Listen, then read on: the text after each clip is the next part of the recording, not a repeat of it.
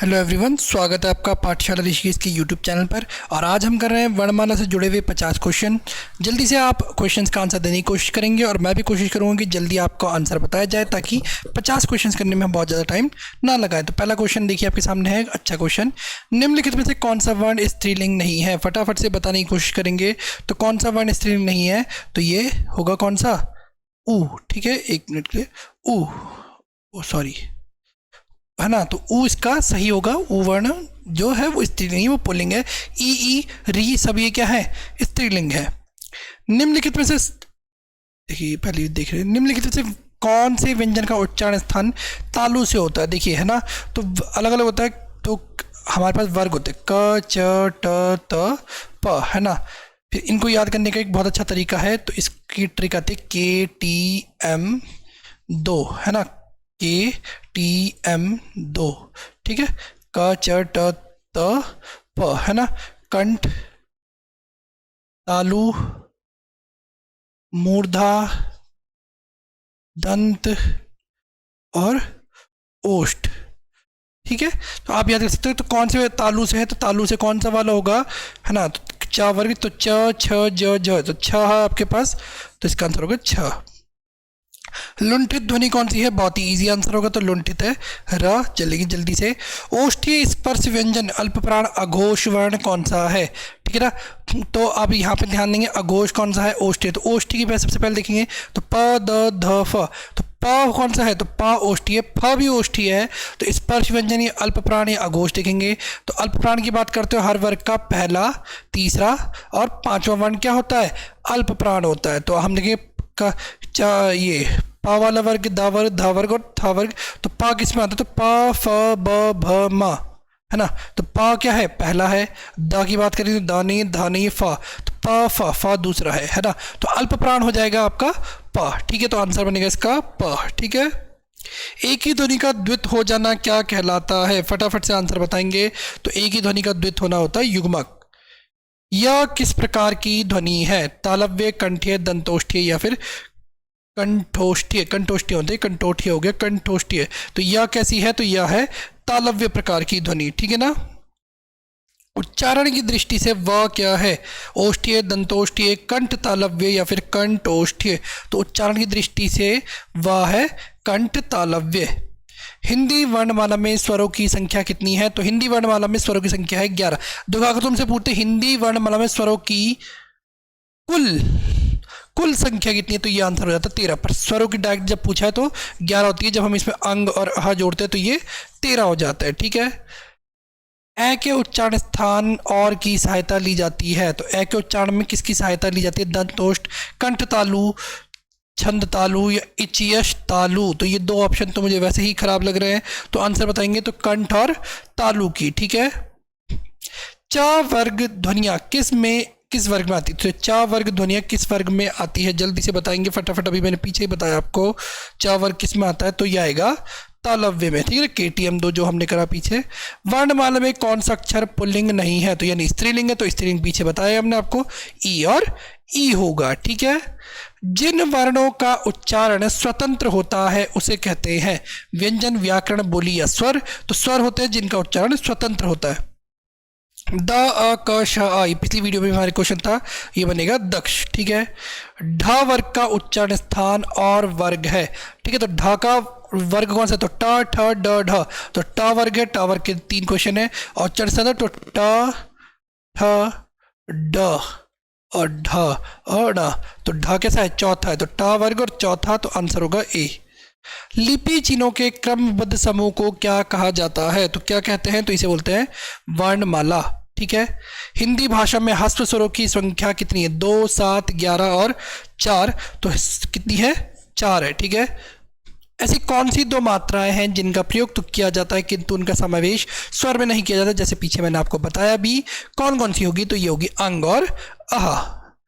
उच्चारण की दृष्टि से संबल ध्वनि का कौन सा वर्गीकरण है? देखो, आपको एक ही क्वेश्चन 2-3 तरीके से यहाँ पर मिलेगा और इस क्वेश्चन को आपको आज ही रट लेना है। तो इसका आंसर भी क्या होगा? फटाफट से जल्दी बताएंगे। तो आंसर होगा ऑप्शन डी, संपृक्त ध्वनि। किस स्वर के उच्चारण में दीर्घ स्वर से भी अधिक समय लगता है? तो ह्रस्व होता है, दीर्घ होता है, फिर दीर्घ को गुरु भी बोलते हैं जैसे, और प्लुत होता है, ठीक है। वर्णमाला में स्पर्श व्यंजनों की संख्या कितनी है ना? तो हर वर्ग जैसे क च ट त प, हर वर्ग के 5, 5 पंजे 25, ठीक है। तो आंसर होगा ऑप्शन सी। स्वर ए आय का उच्चारण स्थान कौन सा है? तो ए आय का उच्चारण स्थान होता है कंठ तालव्य, ठीक है। हिंदी शब्दकोश में का के बाद कौन सा व्यंजन दिखाई देता है? अच्छा क्वेश्चन है, बहुत बार आता है। तो का के बाद आता है शा, क्योंकि का अक्षर जो है वो बनता है का और शा से, इसलिए शब्दकोश में भी का के बाद शा ही आता है। भाषा की सार्थम लघुत्तम इकाई किसे कहते हैं? जल्दी से बताएंगे।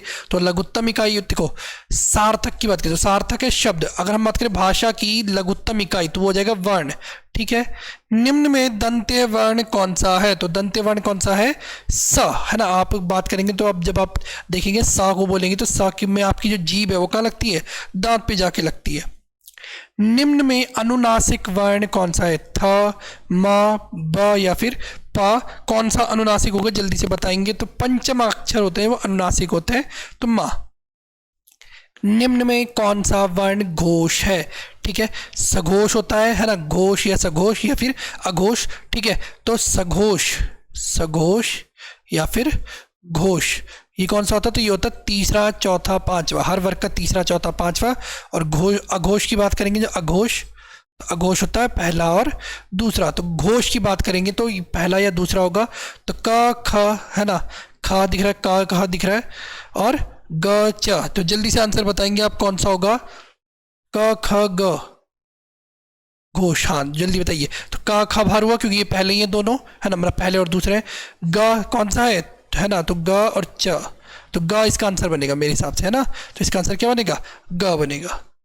प्रत्येक शब्द की वर्तनी के सभी वर्गों को उसी क्रम में अलग अलग दिखाना क्या कहलाता है? तो अभी जैसे पीछे हमने दक्ष पढ़ा तो उसे कहेंगे हम वर्ण विच्छेद। स्वरों का उच्चारण स्थान, ठीक है जी, अनुनासिक की सहायता से होता है, बिना किसी की सहायता से होता है, व्यंजनों की सहायता से होता है या अनुस्वार की सहायता से होता है। तो स्वरों का उच्चारण बिना किसी सहायता से होता है। निम्न में से कौन सा शब्द स्वर का वर्गीकरण नहीं है? ह्रस्व, द्वित्व, प्लुत या फिर संयुक्त? जल्दी से बताएंगे आप फटाफट। तो कौन सा है? द्वित्व नहीं है, ठीक है ना। निम्न में से कौन सा शब्द प्रयत्न और उच्चारण स्थान पर उच्चारण के आधार पर व्यंजन का वर्गीकरण नहीं है? ऊष्म, उत्क्षिप्त, पार्श्विक या फिर सघोष, ठीक है। तो कौन सा होगा? सघोष, ठीक है, क्योंकि वो घोषत्व के आधार पर है। जिन स्वरों के उच्चारण में 2 मात्रा का समय लगता है या ह्रस्व से 2 गुना समय लगता है ना, ह्रस्व से 2 गुना समय लगता है, उन्हें क्या कहते हैं? तो उन्हें बोलते हैं दीर्घ या फिर गुरु स्वर, ठीक है। जिस व्यंजन ध्वनि के उच्चारण के समय स्वर तंत्री में कंपन होता है उस उच्चारण स्थान के आधार पर ध्वनियों के वर्गीकरण में उसका क्या स्थान है? फटाफट से बताइए, ठीक है।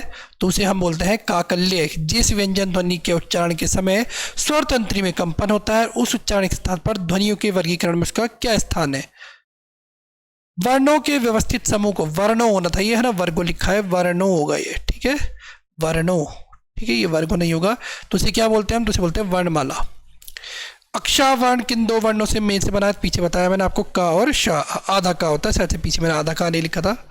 निम्न में से संयुक्त स्वर कौन सा है? उ, ई, आ या अक्षा?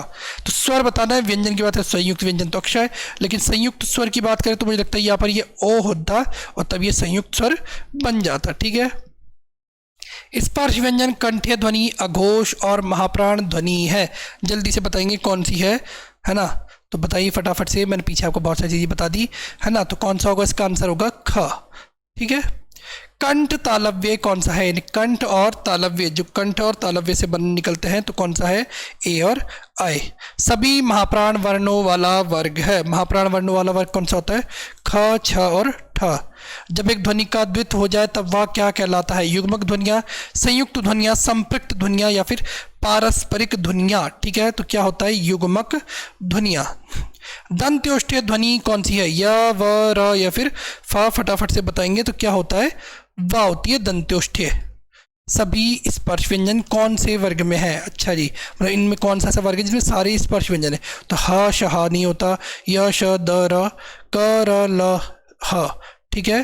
तो र, ह की वजह से तो पहला ऊपर वाला ही होगा, ऑप्शन ए, क, च, प, द। अदृद, अर्ध विवृत, अच्छा अर्ध होता है, अर्ध विवृत स्वर कौन से हैं? ठीक है, तो अर्ध विवृत स्वर कौन सा है?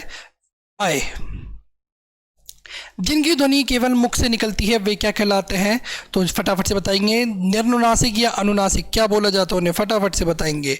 ठीक है, तो उन्हें बोलते हैं निर्नुनासिक, और जो नाक और मुंह दोनों से आते हैं उन्हें बोलते हैं अनुनासिक। अंतस्थ और ऊष्म वर्ण कितने हैं? फटाफट से बताएंगे। तो अंतस्थ और ऊष्म वर्ण मिला के बनते हैं 8। 4 अंतस्थ 4 ऊष्म मिला के बनते हैं 8।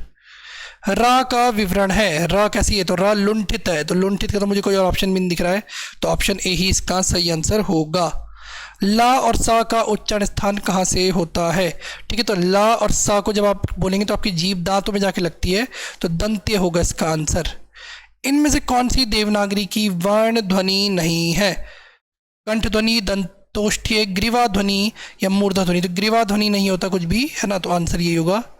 किस व्यंजन का उच्चारण स्थान तालव्य है?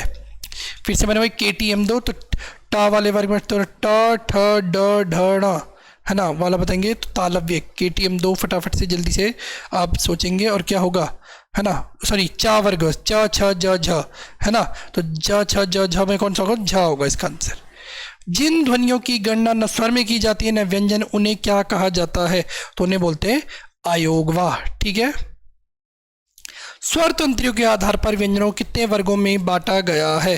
तो स्वर तंत्रियों के आधार पर व्यंजनों को 2 वर्ग में बांटा गया है, सघोष और अघोष। ठीक है ना, ये थे 50 क्वेश्चन वर्णमाला से जुड़े हुए। अगर वीडियो पसंद आई तो लाइक कीजिए, कमेंट कीजिए, जो मैंने आपसे सवाल पूछे या आपका कोई भी सजेशन है उसको कमेंट कीजिए, और फॉलो करिए और जुड़े रहिए पाठशाला ऋषिकेश से। धन्यवाद।